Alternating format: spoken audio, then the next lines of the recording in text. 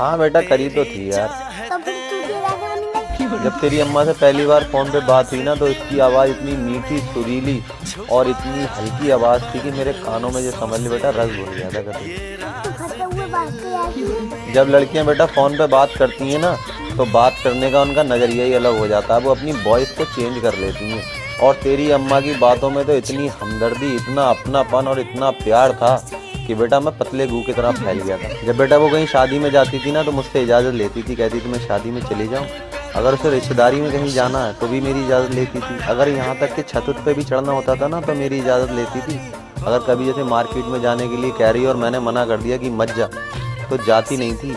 बेटा आप बताओ किसी इंसान को बाल्टी भर प्यार ना मिला हो और उसे फिर समंदर भर प्यार मिल जाए तो बताओ क्या करेगा। एक बार मैंने तेरी मम्मा से पूछ लिया अगर मैं मर गया तो तू क्या करेगी। ज़्यादातर लड़के ये बेटा पूछ ही लेते हैं कि अगर मैं मर गया तो तू क्या करेगी। पता उसने क्या ड्रामा करा था, पूरा दिन रोटी नहीं खाई थी।